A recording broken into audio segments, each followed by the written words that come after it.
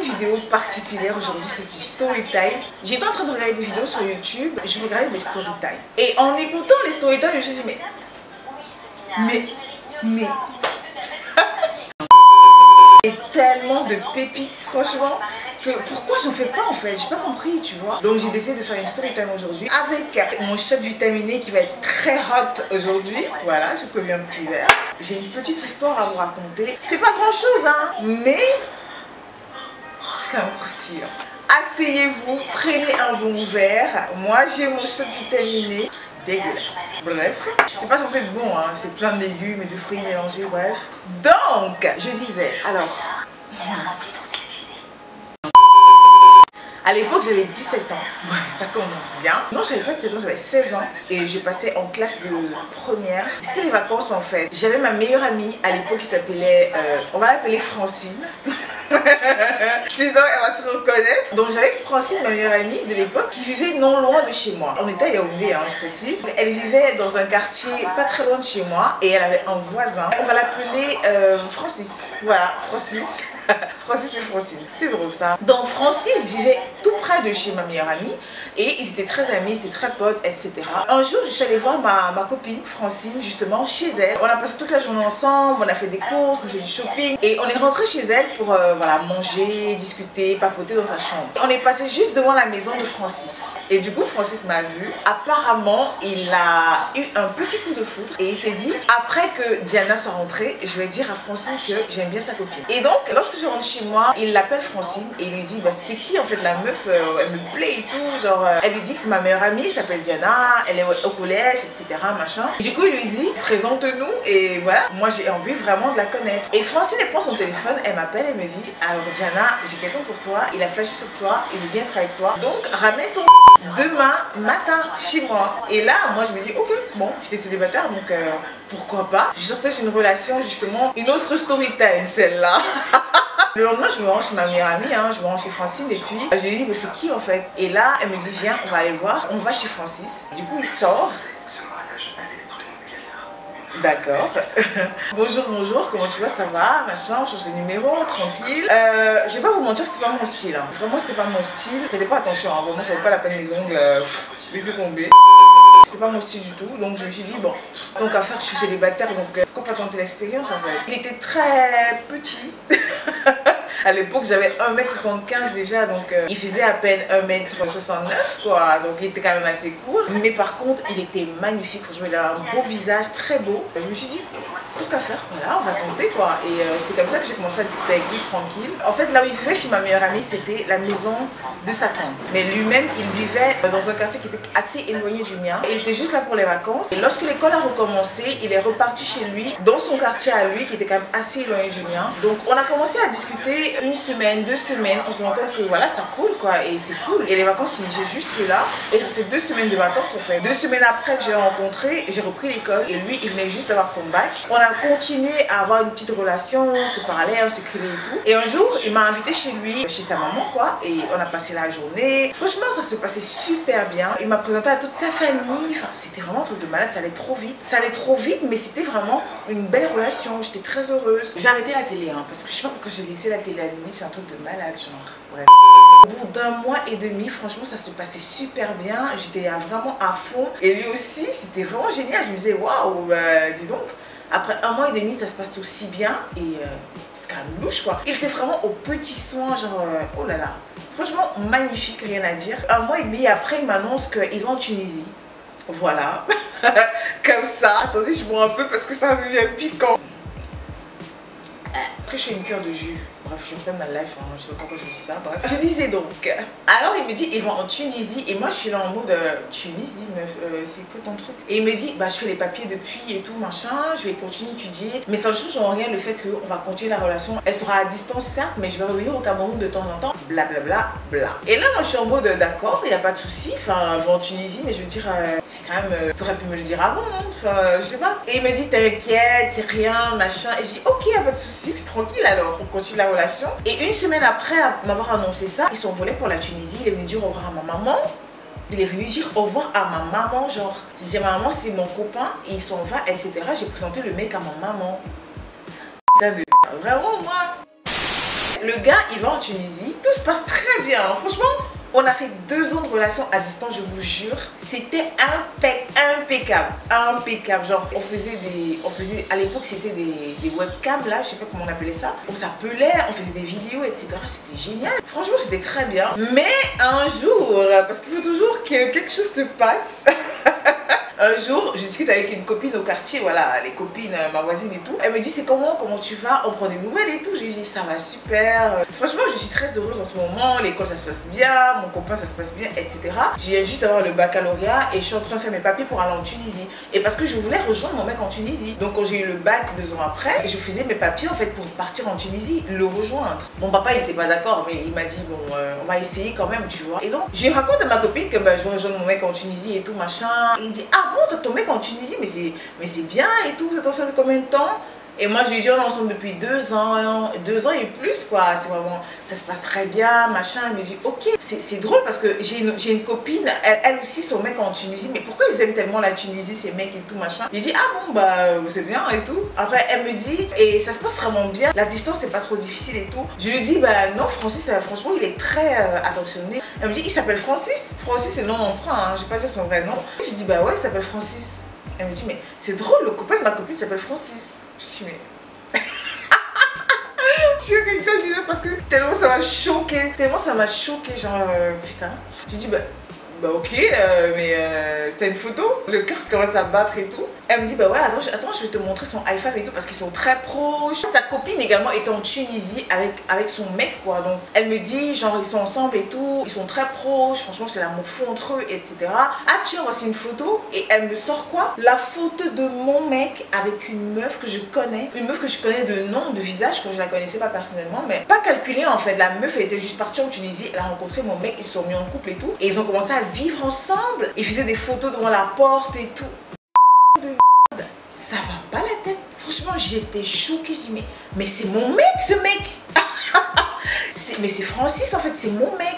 Qu'est-ce qui se passe, en fait? Et là, elle me dit, bah, c'est son mec, en fait, ils sont ensemble depuis bientôt 1 an et demi. Pardon, 1 an et demi? Mais attends. Et là, je me dis, mais il a fait comment? Parce que je discutais avec lui presque chaque jour. Le mec, il répondait toujours à mes messages. J'ai laissé d'abord et je me suis dit, je vais rentrer à la maison et je vais lui écrire et je vais lui dire... Et c'est comme ça que je récupère la photo chez ma copine. Le soir, quand je me connais, je lui dis, ça va? Ouais, ça va, super. Et toi, ma puce, machin. Je dis, mais je veux vraiment que tu me répondes sincèrement. T'es en couple? Il me dit, mais pas du tout. Mais qui t'a dit ça, machin? Il commence à râler et tout. Je dis, mais pourquoi tu t'énerves en fait? Je t'ai juste demandé si t'étais en couple. Et là, il me dit, bah non, je suis pas en couple. Moi, j'ai une photo. J'ai des photos en fait de toi avec une meuf en train de poser devant la porte de votre appartement et tout. Tu me prends pour une conne en fait. Et là, il me dit, non, c'est juste une amie. C'était un flirt. Là, le mec, il était grillé. Et attendez, c'est pas tout, hein. C'est pas tout. Attendez, je bois mon petit jus. C'est dégueulasse. Bref, c'est pour la santé. Et donc, le mec me dit, non, mais c'était un flirt et tout, machin. J'ai dit, mais la meuf, elle s'appelle, on va dire... Sandra, la meuf elle s'appelle Sandra, je la connais de visage et tout, mais tu me prends pour une conne. Mais le mec il a commencé à mitonner, genre moi j'étais sûre qu'il me mentait. Je me suis dit, tu sais quoi, quelle que soit l'excuse que tu vas me donner, en plus tu me mens, c'est fini en fait. Et ça me faisait mal en fait de réaliser. Je me suis dit, mais pourquoi je vais rester avec un mec comme ça? Il vit avec une autre meuf, il me ment depuis des années et le mec il fait genre, c'est un flirt, aucun respect. Là je me suis dit, tu sais quoi, raconte ce que tu veux, mais moi je dis c'est terminé. Mais non, tu vas foutre en l'air 2 ans de relation, nanani nanana. Je lui ai dit, tu sais quoi, c'est terminé. Genre, j'ai raccroché et j'ai fait genre 1 semaine sans prendre ses appels. Mais le mec, il revenait à la charge à chaque fois, tu vois. Surtout que pendant ces 2 ans que j'étais ici, je l'attendais et tout. J'allais voir sa mère, j'allais voir ses soeurs. Franchement, sa maman était sympa avec moi. J'allais sur son lieu de travail.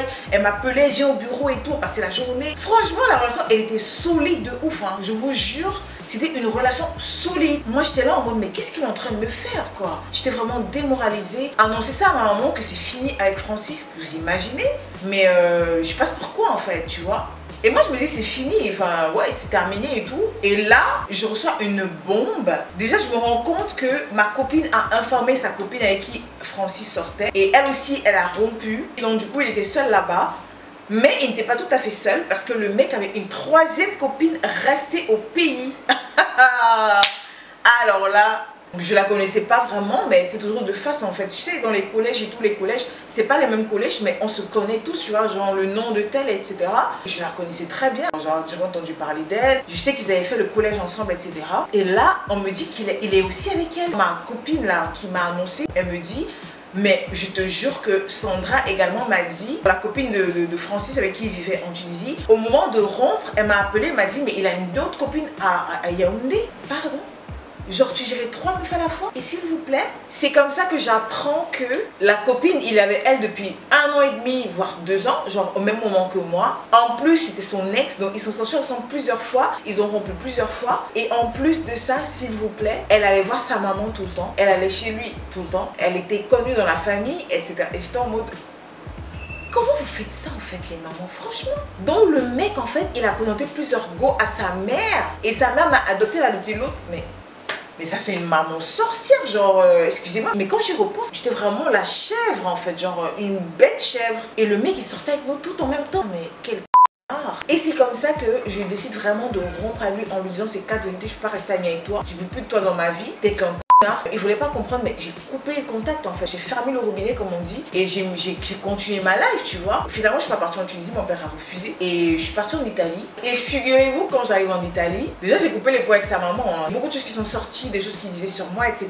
Quand j'ai rompu avec lui, sa maman elle a essayé de rester en contact avec moi, etc. Donc j'allais la voir de temps en temps toujours en me disant que même si c'est fini avec lui, bon je vais quand même, en passant par là, je peux lui dire bonjour, ça me dérange pas. Et c'est là qu'elle me dit que moi j'étais pas au courant. L'autre elle venait souvent à la maison, mais je savais pas qu'ils étaient encore ensemble, machin. Et j'étais en mode mytho, va, genre mythomane, arrête de raconter ta life et tout. Tu mens.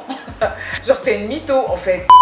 Finalement, comme je disais, je suis partie en Italie. Et quand j'arrive en Italie, genre je change de profil Facebook et tout. Et le gars voit que je suis en Italie et il me contacte. Et il me dit, franchement, je regrette tellement ce que j'ai fait. Tu étais une fille que j'ai beaucoup aimée. En ce moment, je suis en couple avec 2 filles. J'arrive pas à faire mon choix. Et franchement, s'il faut faire un choix, je vais les quitter pour toi. Maintenant que t'es en Europe. Moi, désormais, je suis en France et tout. On peut se retrouver. Je lui ai dit, mais ça va pas la tête. Hein. T'es malade. Genre, t'es malade. Et je lui ai dit, les 2 copines avec lesquelles t'es là, fais un choix et laisse l'autre vivre sa vie. Franchement, t'es tellement méchant. J'ai encore coupé les ponts avec lui. Il a encore forcé. Il m'a recontacté. Je me suis dit, ok, là, je vais faire un effort. Je vais essayer de discuter avec lui normalement, genre voilà, un ami. De l'eau a coulé sous les ponts, j'ai pas besoin de garder rancune, etc.